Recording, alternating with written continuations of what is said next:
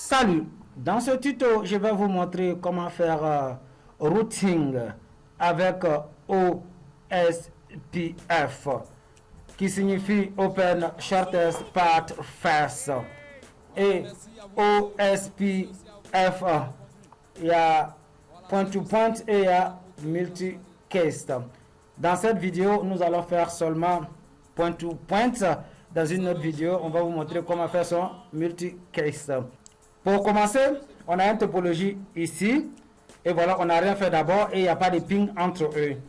Et comme on veut faire point-to-point, vrai point-to-point, parce que si tu fais point-to-point avec un câble crossover, ça ne serait pas vrai point-to-point. Donc, il faut faire ça avec câble serial. Donc, dans cette vidéo, je vais vous montrer comment donner IP à câble serial d'abord et comment lui donner clock rec. Clock rec, c'est quoi? C'est lui donner la rapidité. Donc, après ça, maintenant, nous allons configurer OSPF. Donc, on va commencer. D'abord, ici, on va lui donner IP. Et N, conf T. Je suis dans le troisième mode, donc je vais faire interface. Au lieu de face éternelle, je fais serial. Et donc, je mets 3/0. Voilà la porte ici. J'ai déjà donné tous les IP. Et j'ai gardé ça pour démontrer comment donner pour câble serial. Donc, je fais entrée et je fais IP adresse. Et je mets son IP qui est 10.0.0.1.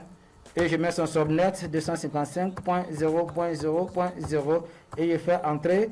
Je fais no shutdown. Donc, je vais continuer en même temps lui donner rec. Donc, je vais faire clock. Si je fais clock, je fais R. Il va me dire route. Donc, je prends point d'interrogation. Voilà, les rapidités sont ici. Donc, moi, je vais prendre ceci. Je vais copier et je vais venir mettre ici. Et voilà. Voilà comment on donne IP et rec à câble serial. Maintenant, je vais commencer la configuration. Pour la configuration, je viens dans ce routeur et je vais dans troisième mode. Conf T. Une fois dans troisième mode, je vais faire routeur OSPF. Si je fais point d'interrogation, il va me dire de 1 jusqu'à tous ces numéros que vous voyez ici. Et donc, moi, je prends numéro 1. J'ai le choix entre 1 et tout ça. Donc, je fais numéro 1 et je fais entrée. Si je fais entrée, routeur ID. Donc, je vais donner un ID à mon routeur. Donc, c'est 32 bytes. Donc, je fais 1.1.1.1. Et je fais entrée. Si je fais entrée, je vais donner NetID et subnet. Donc, je vais faire network. Je fais network et je vais donner NetID de ce IP. Donc, je vais faire 192.168.1.0. Je mets espace et puis je mets Walmax. Donc, je fais 0.0.0.255. Je fais espace. Si je fais point d'interrogation, il va me dire de mettre area. Donc, je vais copier area. Je vais mettre ici. Je fais espace. Si je fais point d'interrogation, il va me dire mon area c'est quel numéro, de 0 à tout ça. Donc, moi, je prends 0 et je fais entrée. Et donc, ça c'est fini. Je reste là-bas, je fais network encore. Et là, je vais mettre net ID de ce IP parce que ce routeur a 2 IP. Donc, je mets son subnet aussi 0.255.255.255. Donc, je fais espace et je mets area espace 0. Je fais entrée.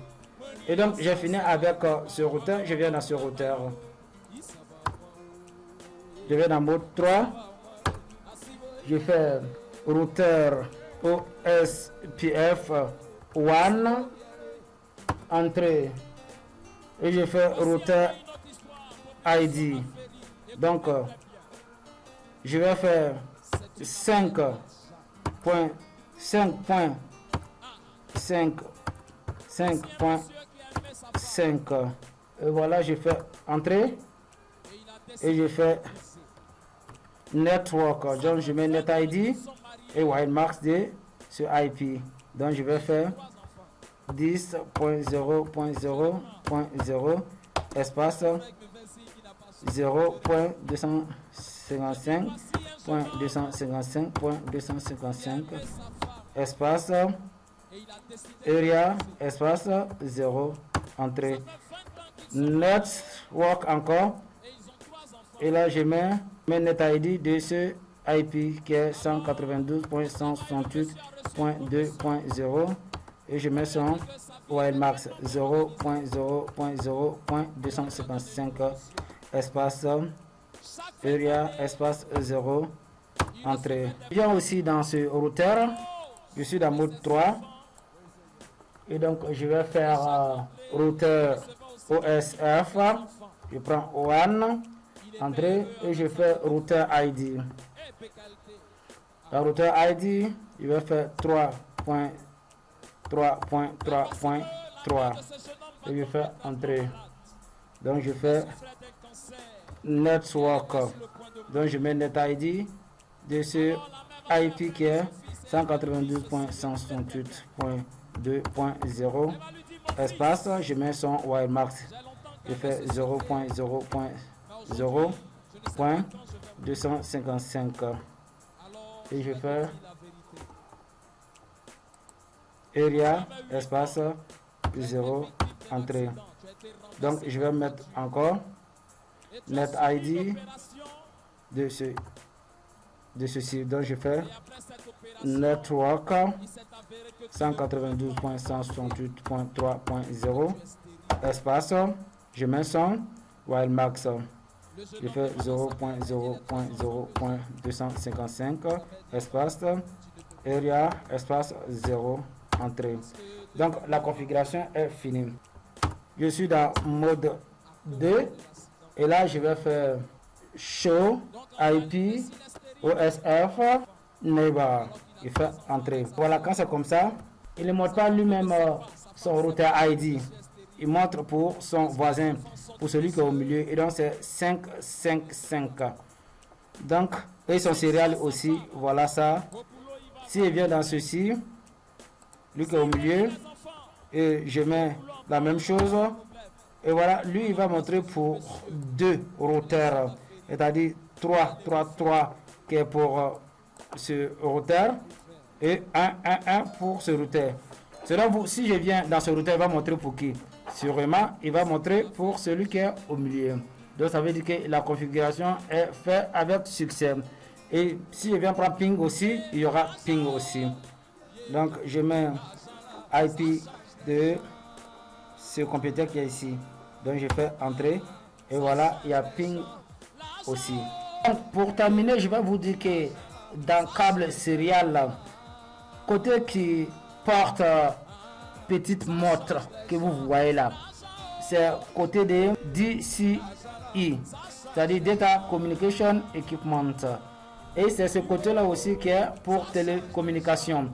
Maintenant, l'autre côté qui ne porte pas de montre, ça c'est pour DTI, Data Terminal Equipment. Et ça c'est pour les utilisateurs. C'est tout pour ce tuto. Merci et à bientôt. Attention, il s'est levé. Oh, la jala, yeah, la jala, ça